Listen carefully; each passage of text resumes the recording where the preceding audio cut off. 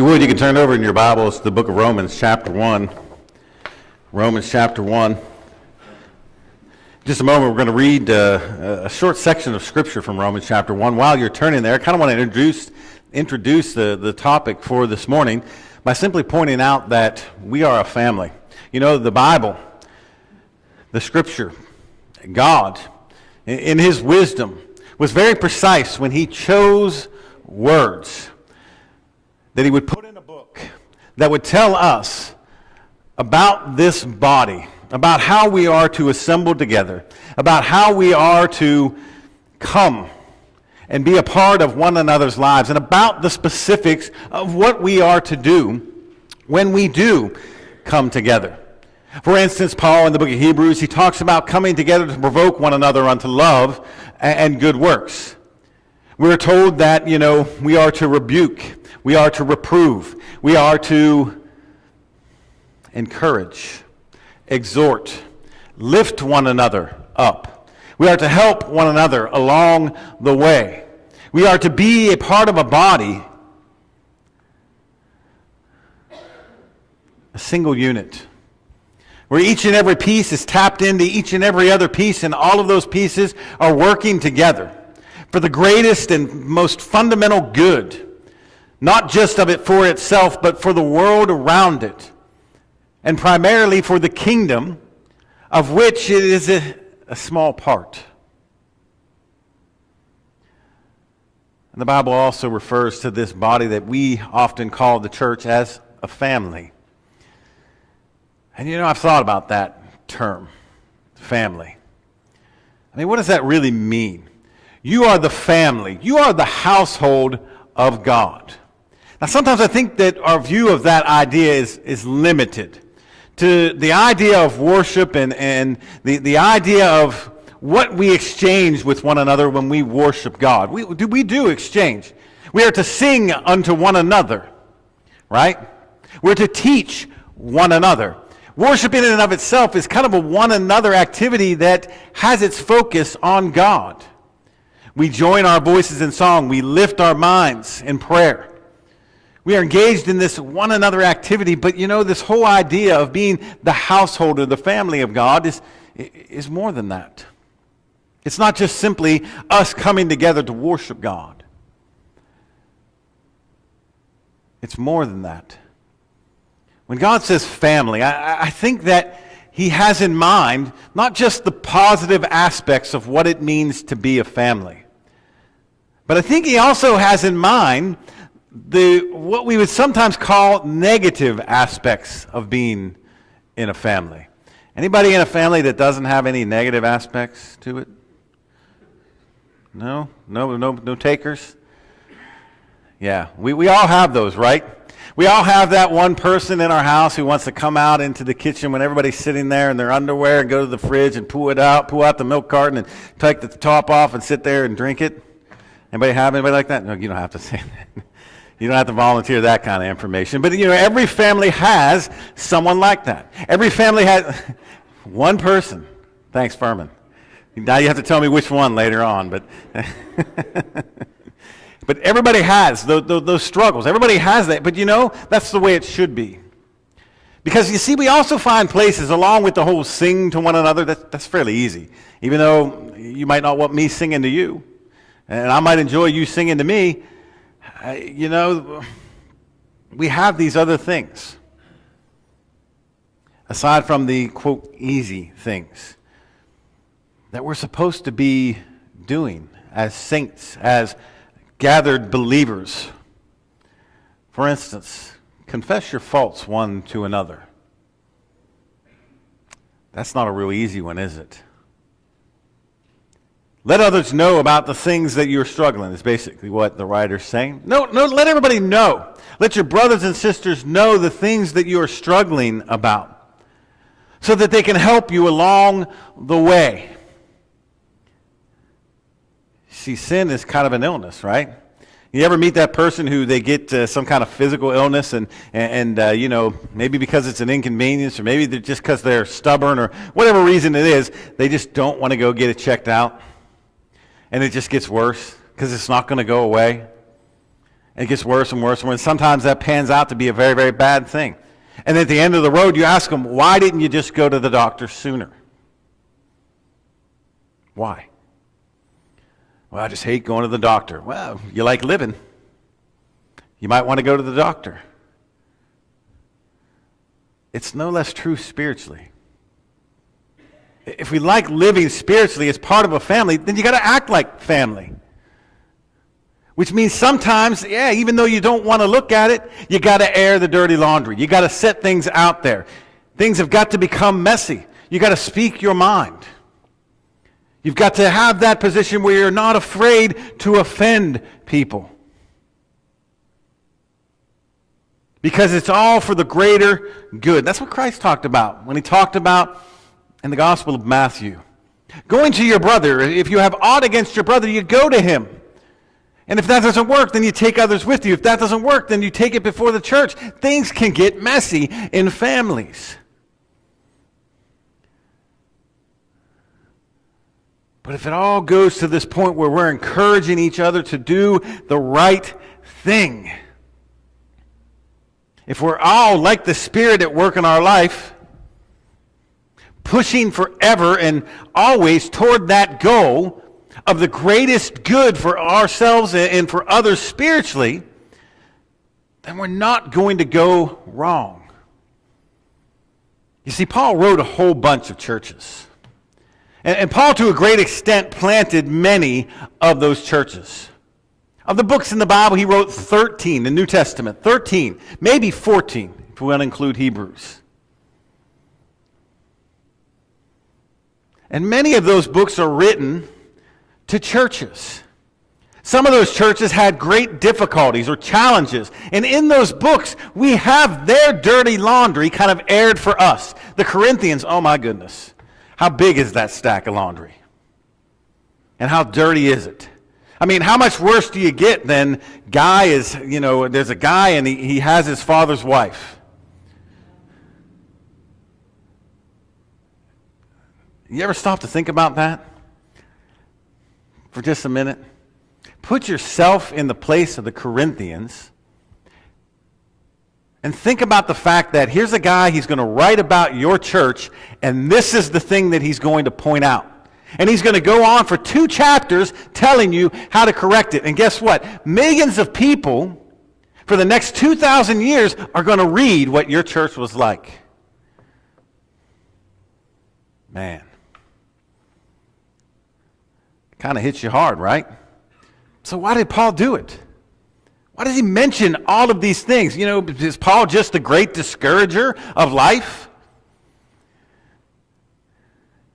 Carrie talks about one of her relatives who the family collectively sort of knows as the voice of doom. Most of us have a voice of doom relative, right? It's the person who, no matter how happy you are, they always got something negative to say.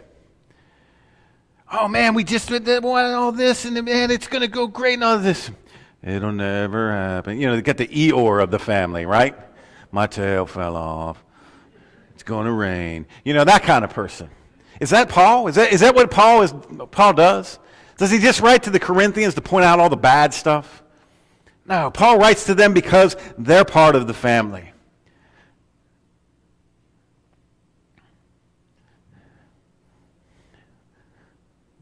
And he's trying to encourage them.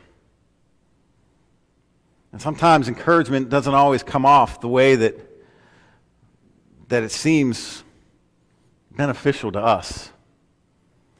Sometimes words can seem harsh to us, but it's typically when we find ourselves in those paths that are wrong. It's typically when we find ourselves away from God and others encouraging us to come back. Or we find ourselves in those great moments of triumph. And yet we still have struggles over here. And we feel that others, you mentioned that, and it's just kind of raining on my parade. That's what family does. When Paul writes the book of Romans, he's writing to encourage these saints. He's writing primarily to them about the power of the gospel. And he begins the book by making this introduction. And it's almost as if he's kind of introducing himself, but then he's also introducing God. But then you find out beginning at verse 8 that these folks have already been introduced to God. As a matter of fact, they know him quite well. But Paul is writing them, kind of rehashing who he is, who God is, and who you are to encourage them in their faithfulness. And I want to point out this morning just 4 things about what Paul says in verses 8 through 13. After he's given the introduction, after he's introduced himself as, for instance, verse 5, an apostle, or receiving apostleship by grace, or by the grace of God for the obedience of faith among the nations for his name. After he's introduced, the fact that he's been called by Christ through the power of God, he says to them this, "For I thank my God through Jesus Christ for you all, that your faith is spoken of throughout the whole world. For God is my witness, whom I serve with my spirit in the gospel of his Son. Without ceasing, I make mention of you always in my prayers, making request, if by any means now at length I might have a prosperous journey, by the will of God, to come unto you. For I long to see you, that I may impart unto you some spiritual gift, to the end ye may be established. That is, that it may be comforted, I may be comforted together with you by the mutual faith both of you and me. Now I would not have you ignorant, brethren, that oft times I purposed to come unto you, but was let hitherto, that I might have some fruit among you, also even as among other Gentiles. I am debtor both to the Greeks and to barbarians, both to the wise and the unwise. So as much as in me is, I am ready to preach the gospel to you that are at Rome also." So Paul's writing to these Gentiles, these Romans, who apparently have already become children of God. And there's a couple things I want to point out before I get to the 4 main points. Number one, they've already been preached to, and they've already become children of God, and yet Paul is longing to preach to them. Kind of tells us something. We need a preacher, right? We need somebody. We need elders. We need deacons. We need people. We need family. We need folks who are going to be concerned about us and tell us what the truth is. Even if it means, hey, put the cap back on the milk, get some pants on, go back to your room. The spiritual equivalent of that. You're not doing things right. Or you didn't do this. We all need to be out there, for instance, visiting folks. We all need to be out there promoting the message. We all need to be grabbing handfuls of flyers because we want to teach the truth. And we want folks to come in here and hear our conversations about trusting in God that we're going to have like at our vacation Bible school. I mean, can we rightfully say that if we don't pick up a flyer and we don't take it out and we don't give it out, or we're never speaking those words to folks to invite them to come or have that study with them, then we simply are not acting in faith? That might sound harsh, but you got to wonder about a person's spirituality if you can't go into the world and talk about that spirituality. And that's me preaching to you. We need people to come along and tell us, look, this is the right thing to do. And it's time to start doing it. Or it's time to get busy doing it. Or it's time to do it better. Or it's time to up the ante. Wherever it is. Whatever it is that we are, wherever it is we find ourselves in our spiritual journey. We need encouragement. We need someone to come along and preach to us again the message. So that we can continue in the faithful paths. And that's all really what Paul says in verses 8 through 13. 4 points about them being faithful. About them being faithful. And Paul encouraging them to be faithful, either by example or by his words. Number one, there is the thanksgiving of faithfulness. Go back to verse 8 and read it again. First, I thank my God through Jesus Christ for you all, that your faith is spoken of throughout the whole world. Again, this is one of those passages that we kind of read over and it just, the impact just doesn't hit us. These people's faith was spoken of throughout the whole world. Now, think about that for a minute. When it comes to what does it mean to be a faithful Christian, people, like the Romans. Like the Romans are. Like these people over here. How do you think that word got spread? How do you think it was that the whole world knew about the faithfulness, regardless of what that means at this point? How do you think they knew about that? Well, I'll tell you how they knew about it. I mean, it wasn't on, Twitter or Pinterest or Instagram or email or Facebook. They didn't have any of that stuff. They barely had a mail system that functioned. People talked. People saw. People witnessed their good works. You go back to the book of Acts and you read about the early Christians and how they first were added to and then multiplied. And by the time you get near the end of the book, they were turning the world upside down. Well, the Romans were turning the world upside down. People knew them. Those are the adherents to the faith that God, Jesus Christ, spoke about. Those are the people who are living the life. And the whole world knows about it. Now you'll notice here he says that your faith is spoken of throughout the whole world, not the faith.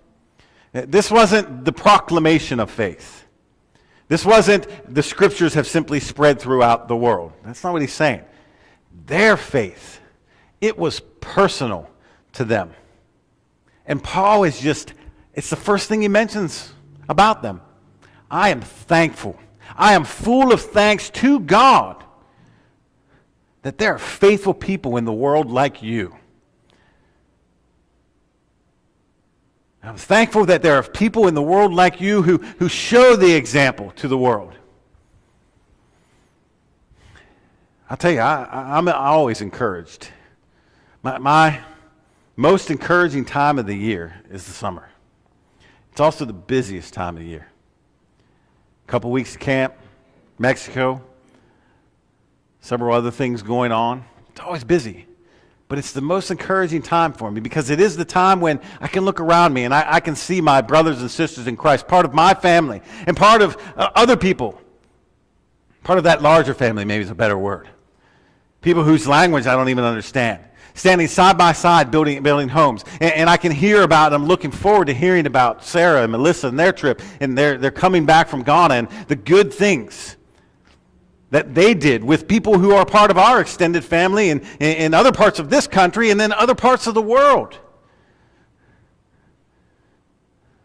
I'm encouraged by those efforts. I'm encouraged when I hear about the baptisms at camp and the people who are edified and the kids who walk away and they just don't want to leave and they want to stay. And they look forward to the next time they can come back.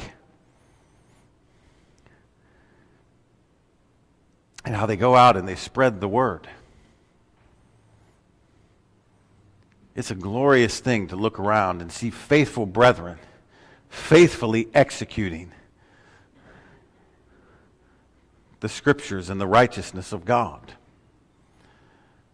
So in those moments when we get discouraged, and let's face it, we all get discouraged. It doesn't matter who we are. There are times when we look and we say, it's just things aren't going my way. Or, we look at the congregation and say, we've lost this person or that person, and they moved, and this and that, and we get down. What about all the good things going on? Do we rejoice in them? Do we glorify God in those things? See, that's what Paul says. He says, first, I thank my God through Jesus Christ for you. You are God worthy. You are Christ worthy because of the faithfulness that you have. And it creates this joy in me that I cannot contain. Number two, praying faithfully. Look at verses 9 and 10. He says, for God is my witness, whom I serve with my spirit in the gospel of his Son, that without ceasing I make mention of you always in my prayers, making request, if by any means now at length I might have a prosperous journey by the will of God to come unto you. When we take the gospel of Christ and we unashamedly, as Paul mentions in verse 16, apply it to our lives, live that life faithfully, our greatest, our most powerful weapon of warfare is the direction we see from God, we receive from God by virtue of prayer. You ever notice that about the whole armor of God? One thing I noticed a long time ago is if you ask somebody to list the pieces of the armor of God, they usually miss the last one. They miss the last one because it's not compared necessarily to any literal piece of armor. But the last thing that Paul says when he talks about the armor of God, after the helmet of salvation and the breastplate and feet shod with the preparation of the gospel, after all of that, Paul says, and in all things, pray. That's kind of a paraphrase. But in all things, pray. So even after you've put on the armor, pray. As a matter of fact, it makes sense to say this, that if you put on the armor and you don't pray, it's kind of like being in the field with no orders. What do? Where do you go? And whom do you trust? So we need to live faithfully. We need to pray faithfully. Notice number 3. Impart some tool of faithfulness. Verses 11 through 13, notice Paul says, "For I long to see you that I may impart unto you some spiritual gift, to the end that you might be established. That is, that I may be comforted together with you by the mutual faith both of you and me. Now I would not have you ignorant, brethren, that oft times I supposed to come to you, that I might have some fruit among you also, even as among other Gentiles." Paul wanted to come to them. There was some blessing that he could give to them that would somehow empower them unto ministry. Now exactly what that was, he doesn't really spell out here to any great degree. So we're not exactly sure what that was, but you and I understand what it means to be blessed by God and to have God's spiritual gifts. We understand also that in the first century, those spiritual gifts were things that were more of a miraculous nature, but don't necessarily exist for us today, but that in this day and age, when we talk about spiritual gifts, we're talking about spiritual abilities, taking the things that God has given us, the personality, the traits, the character that we have inside of us, and using them for the greatness and the goodness of God's kingdom. Do you have a talent? Is there something that you can do?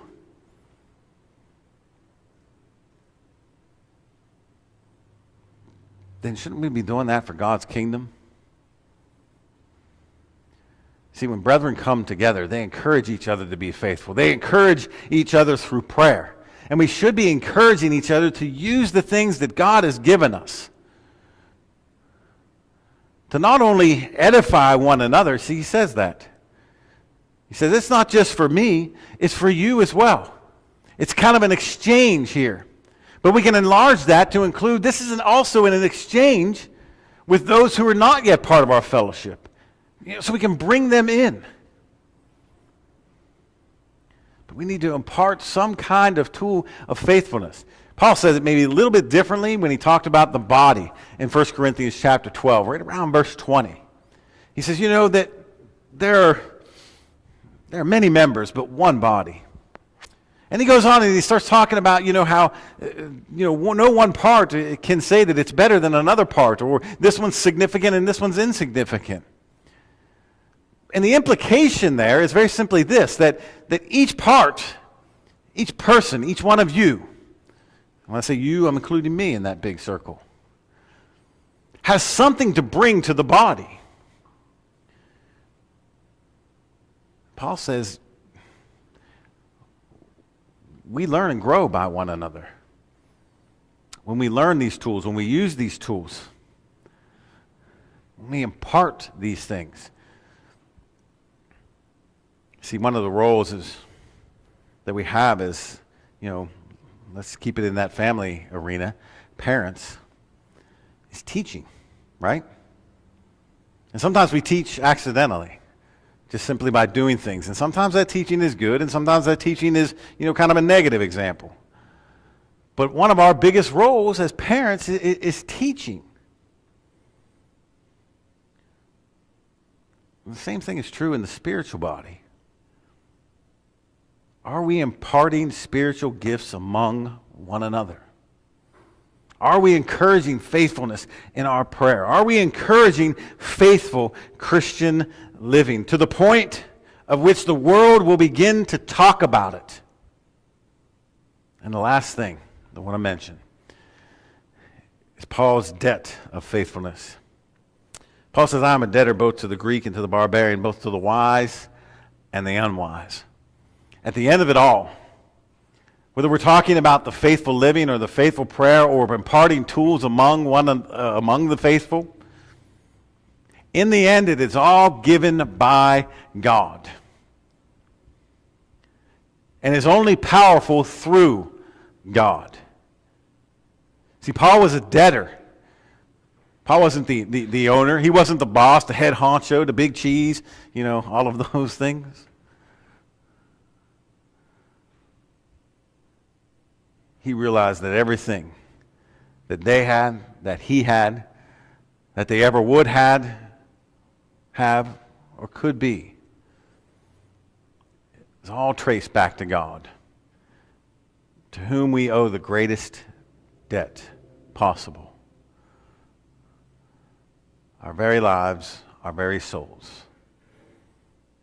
You see, because only by his Son do you and I have salvation. Only by his Son is there such a thing as faithfulness. Is there such a thing as being faithful unto death to receive a crown of life? Only is that possible when we are followers of Christ and faithful in it. Not just individually, but encouraging each other to do so as well. Even though that's hard at times. Even though that means difficult conversations are ahead.